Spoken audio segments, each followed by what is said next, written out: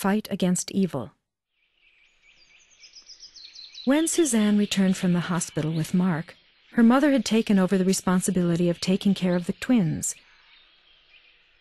Marc's leg was in a heavy cast, and he struggled out of the car, leaning clumsily on his crutches.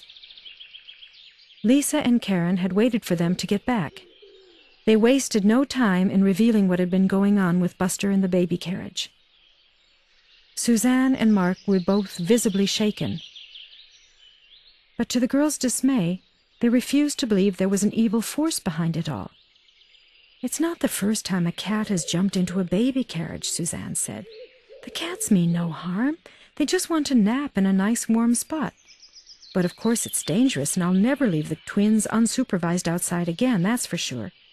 I would never have thought that fat cat would be able to climb into the carriage. Normally he's so lazy he hardly makes the effort to lift his feet off the ground." Marc shook his head in disbelief. "A good thing you girls were there to look after the babies. If anything ever happened to them..." Marc's voice trailed off. "But can't you see it was the evil spirit that made Buster jump into the carriage? Buster's so lazy he would never have bothered on his own. You said so yourself. You have to..." She stopped short when Karen tugged at the back of her t-shirt. "It's no use," Karen whispered. "Come on. Let's say good night to the horses before we go home." When they were alone, Karen turned to Lisa. "No matter what we say, they'll never believe us. We have to handle this on our own." Lisa just looked at her. "And exactly how are we going to handle it?" she asked. Karen shrugged helplessly. "I have no idea, but we have to do something. Let's sleep on it. Maybe we'll come back tomorrow morning refreshed and with a good solution." "I doubt that very much," Lisa muttered to herself. As she entered Tinto's stall, Tinto greeted her by rubbing his head against her shoulder. She scratched his forehead and combed her fingers through his thick mane. Lisa let her thoughts stray. She was still feeling numb after the earlier shock. This could not be allowed to go on, she agreed with Karen. But what could they do? Why was this evil creature trying to harm Marc and his family anyway? Lisa realized she didn't have the faintest idea who this evil spirit was. She didn't think Marc had a clue either, because then he might have believed them.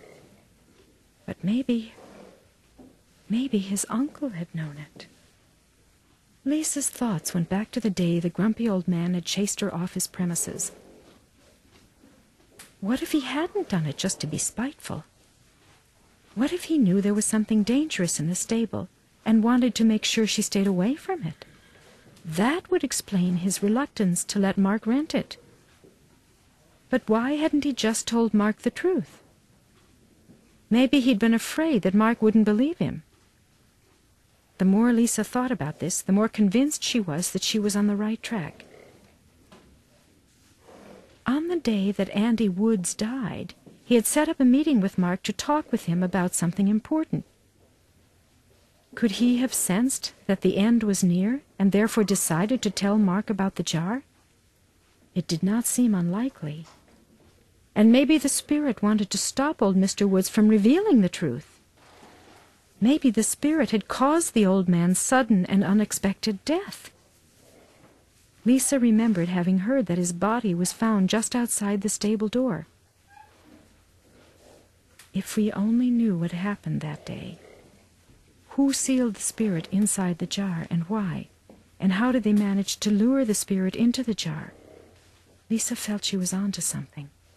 Suddenly she had a brilliant idea. She had to talk to Marc immediately. She hugged Tinto one last time, closed the door to his stall, and rushed out of the stable without taking any notice of Karen, who was calling after her. The stable was quiet and peaceful. The horses stood contentedly in their stalls, some of them already napping. The day had passed without any dramatic events. Now all that was left was to say good night and leave the stable. Just then the door creaked and someone entered the stable. Lisa was inside Tinto's stall. She turned and saw Marc humping clumsily toward her on his crutches. "Hi," he said. "Everything okay?" Lisa nodded. "Everything's fine.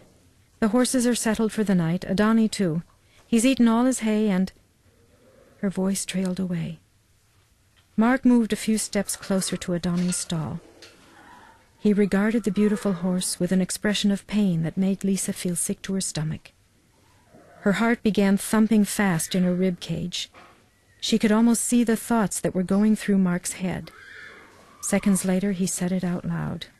"I'm going to have him put down tomorrow." For Lisa, the echo of those horrible words bounced off the stable walls again and again. "No, you can't do that. Please don't. Karen and I have almost solved the mystery. We've discovered that—" "I don't have a choice," Marc interrupted. "Even though I hate the thought of it, it has to be done. The horse is dangerous. I can't take the responsibility of him attacking more people." "But look at him!" Karen had come out from Raven's stall. Now she pointed at Adani. "Does he look dangerous to you?" Marc hobbled closer to Adani, a wary expression on his face. Adani took a couple of steps closer to the bars and stretched out his soft muzzle to greet his owner. The dark eyes had a soft, friendly expression. Hesitantly, Marc reached out his hand and stroked the velvety muzzle. The transformation came so quickly they hardly had time to register what was happening. Without warning, Adani's ears flattened, his lips twisted into an evil grimace, baring his teeth. Startled, Marc backed up a step. Just as Adani lashed out, his powerful hooves crashed into the door with a heavy thud. The next moment, the horse was standing in the passage, snorting and pawing his front legs. The door! Who unlocked the door? The thought flashed through Lisa's mind, just as the powerful horse shouldered his way past Karen without taking the slightest notice of her. All his attention was fixed on Marc. The terrifying sight of the threatening horse paralyzed Marc. He stood still for what seemed like an eternity. Then his eyes began to flicker, searching for a way out. Just as Adani rose on his hind legs, preparing the attack, Marc found an escape route. Clinging to the wall bars with one hand, he struck out with one of his crutches. He hit Adani straight across his neck. The blow wasn't very hard, but it took the horse by complete surprise. He lost his balance and missed his target. Marc knew this was the only chance he was going to get. Adani's now empty stall was within reach. While the crazed horse turned to renew his attack, Marc inched his way towards the stall door as quickly as he could manage on his crutches. He dived through the opening and slid the door shut behind him, with only a second to spare. Adani whinnied with rage and beat at the door with his powerful forelegs. Wooden splinters flew everywhere. It would only be a matter of minutes before the door would give in, and with Adani inside the stall... Lisa hunched over, fear making her movements clumsy. This was not supposed to be happening just yet. She wasn't prepared. Now she just had to play it by ear. Her hands were shaking so much that she almost couldn't lift the heavy object that rested on the straw in the corner of the stall.